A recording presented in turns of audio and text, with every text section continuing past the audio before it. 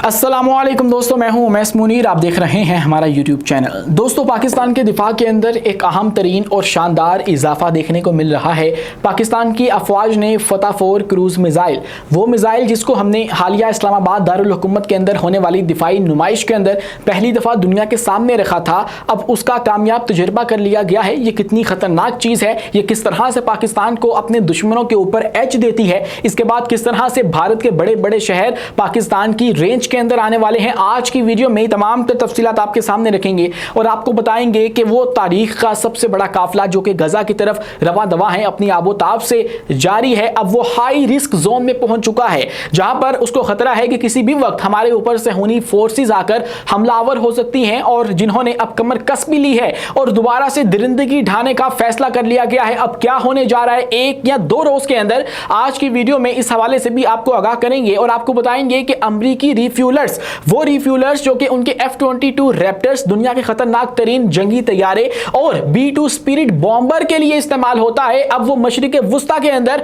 रवा दवा है। 12 के करीब, दर्जन के करीब बताया जा रहा है कि वो रिफ्यूलर्स मशरिक वुस्ता के अंदर आ रहे हैं, जिसके बाद ये कहा जा रहा है कि मुमकिन तौर पर ईरान के ऊपर एक बहुत बड़े हमले की तैयारी इस वक्त हो रही है। अगर ईरान के ऊपर नहीं तो फिर ये किसके ऊपर मुमकिन तौर पर हमला हो सकता है, आज की वीडियो में इस पर भी बात करेंगे। लेकिन इन सबसे पहले हमारी आपसे दस्तबस्ता गुजारिश है कि इस चैनल को लाइक कीजिए, सब्सक्राइब कीजिए और बेल आइकन को लाजमी दबा दीजिए ताकि हर नई आने वाली वीडियो आप तक बर वक्त पहुंच सके। दोस्तों, शुरू करते हैं एक बहुत बड़ी खबर से जो कि फतह 4 के हवाले से सामने आई है और गुज़श्ता रोज पाकिस्तान की अफवाज ने इसका कामयाब तजुर्बा किया। ये एक क्रूज मिसाइल है जो कि रिसेंटली पाकिस्तान ने दिफाई नुमाइश के अंदर इस्लामाबाद के अंदर उसको दुनिया के सामने रखा था और इसकी अगर रेंज की बात की जाए तो 750 किलोमीटर तक अपने हदफ को निशाना बनाने की सलाहियत रखता है।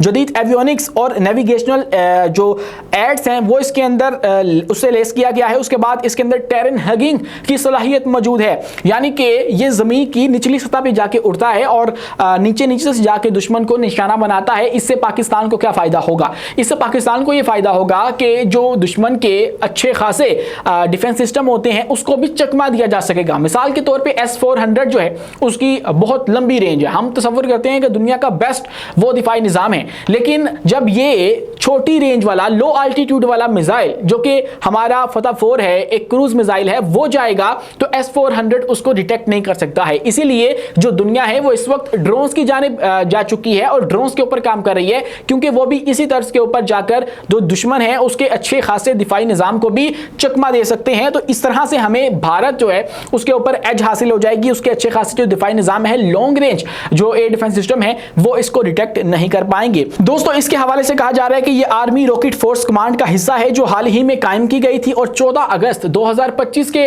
ऊपर पाकिस्तान को ये खुशखबरी सुनाई गई थी। उसके बाद इसकी रेंज जो है वो बहुत ही ज़्यादा है और इस तरह के जो मिसाइल हैं उनकी रेंज वैसे भी ज़्यादा हुआ करती है क्रूज मिसाइल्स की, तो इसीलिए पाकिस्तान के पास ये अब ऑप्शन होगी कि हम लोग जो करीबी भारतीय शहर हैं, अगर मुमकिन तौर पर वहाँ पे जो है वो निशाना बनाना पड़ता है या वहाँ पे कोई इस तरह का एक्शन करना पड़ता है तो उसके लिए हम लोग इसको इस्तेमाल कर पाएंगे। तो एक अहम तरीन इजाफा जो है वो दिफाई माहिरीन की जानिब से बताया जा रहा है। दोस्तों, इसी के साथ अगर हम लोग मजीद बात करें तो जो काफिला आपको याद होगा ग्लोबल समूड फ्लोटेला का है, तमाम तर जो पाकिस्तानी हैं उनकी धड़कनें भी उसके साथ इस वक्त जुड़ी हुई हैं। वो अब हाई रिस्क जोन के अंदर दाखिल हो चुका है और वो बस पहुंच चुका है गजा की तरफ और अब बस वो पहुंचने वाला है अपनी मंजिल तक। गजा समूद फ्लोटेला हाई रिस्क जोन में दाखिल है। इजराइल का बैनुल अक़वामी कवानीन की खिलाफ वर्जी करते हुए उसको अटैक करने का इंडिया भी सामने आ चुका है। गजा के लिए सबसे बड़ा इमदादी फ्लोटेला समूद स्पेन से 31 अगस्त को रवाना हुआ और उसमें 50 से ज़ायद जहाज शामिल हैं, 44 ममालिक की नुमाइंदगी मौजूद है। मकसद यह है कि इजराइल की नाकाबंदी को तोड़ा जाए और उसके बाद अपनी मंजिल तक पहुंचा जाए, गजा के मकीनों तक इमदाद पहुंचाई जाए। फ्लोटेला ने हाई रिस्क जोन में दाखिल होने का ऐलान कर दिया हुआ है और उसके अंदर पाकिस्तान की तरफ से जो हमारे साबिक सेनेटर हैं मुश्ताक अहमद खान साहब, वो भी मौजूद हैं और वो भी पाकिस्तान की नुमाइंदगी कर रहे हैं। और उसके बाद इजरायली नशरियाती इदारे के मुताबिक जो मंसूबा इजराइल ने तैयार किया है, अगर मैं आपको वो बताऊं तो उसके अंदर उन्होंने ये तैयारी कर ली है कि अपने बहरी कमांडोज और जंगी बहरी जहाज़ों के जरिए जहाज़ को रोकना है और इन तमाम तर जहाज़ों को रोकने के बाद इनमें से कुछ को डबो भी देना है, समुद्रों के अंदर डबो देना है। ये उनका मंसूबा है। सैकड़ों कारकुनान को गिरफ्तार करके इस्कलान की बंदरगाह से डिपोर्ट कर देना है, वापस उनको भेज देना है जहां जहां से वो पूरी दुनिया से इकट्ठे होकर आए थे। और उसके बाद क्या है, जहाज सिर्फ अपने फ्लैग स्टेट जिस मुल्क का परचम लहराते जाते हैं उसके कानून के ताबे होता है कि सिर्फ ये जुर्म है, आपने उसको जो है वो जो मुल्क आ रहा है सामने उसकी पॉलिसी के मुताबिक करना है, अदरवाइज ये तमाम जो काफिला है वो किसी भी जुर्म का मुर्तकिब नहीं हो रहा है, बल्कि इजराइल जो कि इसके खिलाफ जारहियत कर रहा है और बयान दे रहा है वो इस तरह के जुराइम का मुर्तकिब होता हुआ नजर आ रहा है। और इजराइल की अगर हम लोग पिछली ट्रैक रिकॉर्ड को देखें, जाके उसकी पिछली कार्रवाइयां देखें, तो उसके अंदर जो 2010 है उसके अंदर इजरायली कमांडोस ने मावी मरमारा पर हमला किया था बैनुल-अक़वामी पानियों के अंदर। उसके बाद 10 कारकुनान शहीद हुए थे, एक बहुत बड़ा सानिया जो है वो रिपोर्ट किया जाता है। इससे तुर्की इजराइल ताल्लुकात शदीद जो है वो खराब हो गए थे। 2010 के बाद से तमाम फ्रीडम फ्लोटेला मिशंस इजराइल ने रोक दिया और रोक दिया या फिर उस पर हमला आवर हो गए। 2024 में अक़वाम मुत्तहिदा के माहिरीन का जो मौक़िफ़ है इसके ऊपर वो यही है कि फ्रीडम फ्लोटेला को बैनुल-अक़वामी पानियों में आज़ादाना गुजरने का हक मौजूद है, लेकिन इजराइल ऐसा नहीं होने देगा।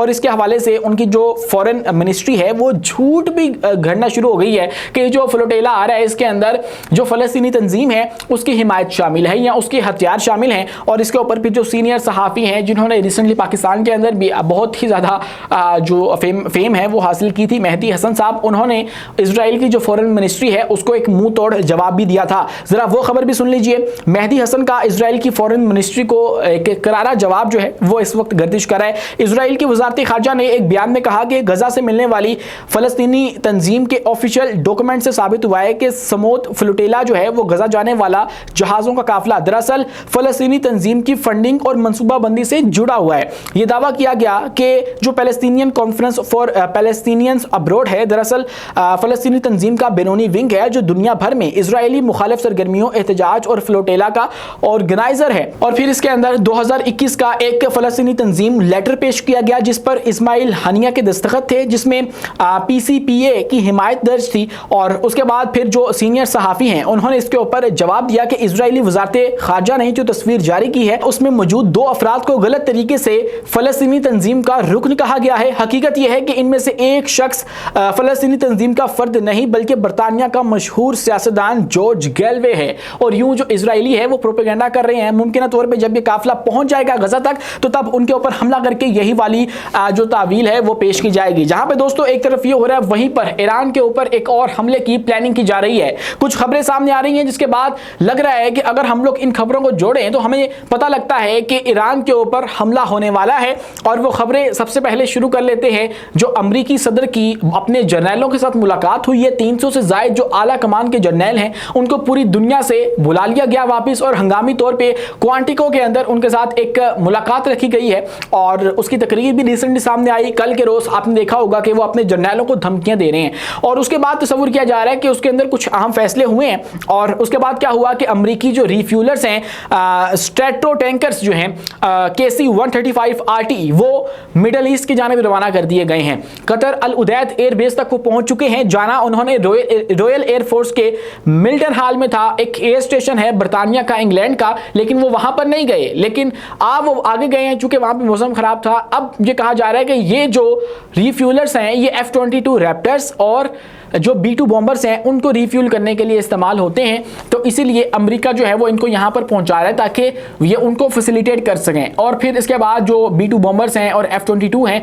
उनको भी यहाँ पर भेजा जाएगा और उस मुमकिन तौर पर हमला किया जाएगा ईरान के ऊपर। और अगर ईरान पर नहीं किया जाता तो ये अफगानिस्तान के ऊपर हमला किया जाएगा, क्योंकि अफगानिस्तान के अंदर बगराम एयरबेस को हासिल करना अमरीकी सदर के लिए इंतहाई इंपॉर्टेंट हो चुका है। वो बता चुके हैं कि हमने इसको लेकर आना है। वो अफगानिस्तान को धमकियां भी लगा चुके हैं, प्रेशराइज भी कर चुके हैं। और क्या बता के पसे पर्दा क्या चल रहा हो, अफगानिस्तान ने कोई डील कर ली हो या ना की हो, क्योंकि ये खबर भी मौजूद है कि अफगानिस्तान ने ये मुतालबा कर दिया है कि भाई आप लोग हमें इतनी रकम दो और इस रकम के इवज़ आप लोग हमसे ये बगराम एयरबेस वापस ले लो और इसके ज़रिए फिर आप लोग पूरे खित्ते को कंट्रोल करते रहो, हम लोग अपनी मईशत को संवारते रहेंगे। लेकिन ऐसा नहीं होगा।